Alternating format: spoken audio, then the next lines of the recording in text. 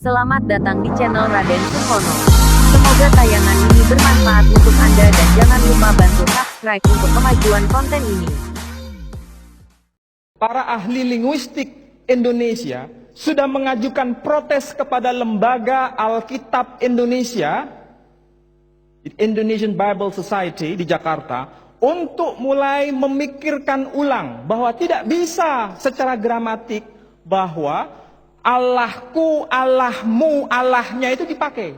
Seharusnya yang tepat adalah Tuhan, Tuhanmu, Tuhannya, Tuhanku. Tidak bisa Allahku, Allahnya. Tetapi protes para ahli linguistik bahasa Indonesia di Indonesia tidak digubris oleh Lembaga Alkitab Indonesia. Dan saya juga baru tahu, ternyata Lembaga Alkitab Malaysia penerbitannya juga di Jakarta. Jadi ini nampaknya ada link antara Indonesia dan Malaysia. Kaum Kristen di Indonesia dan di Malaysia membuat link bahwa apa yang disebut Allah itu jangan dimaknai sebagai nama, disebut saja sebagai sebutan.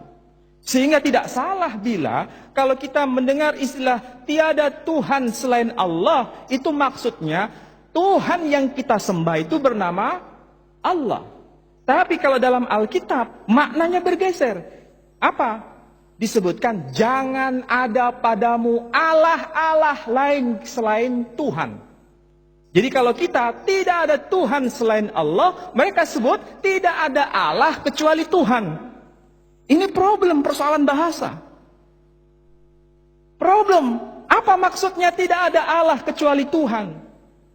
Sementara kita sudah jelas tidak ada Tuhan kecuali Allah.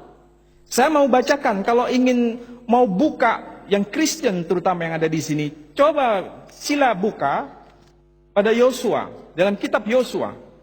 Yosua pasal 24 ayat 23, terjemahan bahasa Indonesia berbunyi demikian. Ia berkata, maka sekarang jauhkanlah Allah asing yang ada di tengah-tengah kamu. Apa disebut? Jangan ada padamu Allah asing di tengah-tengah kamu.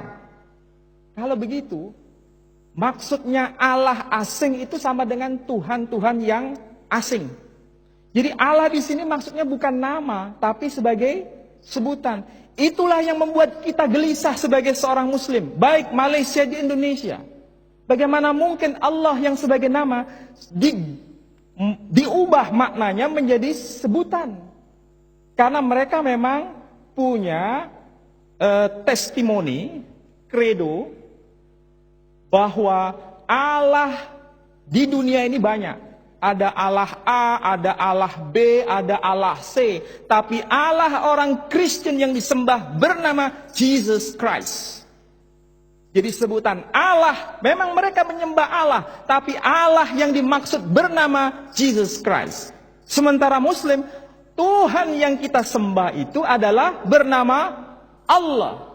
Jadi kita tidak mungkin bisa terima penggunaan mereka dengan sebutan Allah berbeda dengan penggunaan istilah Allah bagi seorang Muslim. Meskipun dengan istilah yang sama, tapi makna berbeda 360 derajat. Itulah yang menyebabkan kita tidak bisa bertemu. Yang kedua, tidak perlu hanya orang Islam yang harus kritik, tapi orang Kristen Indonesia maupun orang Kristen Malaysia juga mengkritik dari tata bahasa Melayu dan Indonesia. Karena tidak mungkin istilah Allahku dan Allahmu itu dikekalkan. Karena bertabrakan dengan nahwu, baik Malaysia maupun Indonesia. Inilah yang menyebabkan kita mengajukan protes. Saya kira begini, Malaysia ini adalah test case. Di Indonesia kita semua sudah gelisah. Bukan hanya saya yang gelisah. Semua pembicara yang ada tadi gelisah. Dan orang-orang di Indonesia sudah gelisah mengenai penggunaan istilah Allah dalam Bible orang-orang Kristen di Indonesia. Kami sudah mengajukan protes, para ahli bahasa Indonesia mengajukan protes. Tapi Lembaga Alkitab Indonesia tidak pernah menghapusnya. Tetap saja. Jadi mau tidak mau, pemerintah harus ikut campur dalam menegaskan ini.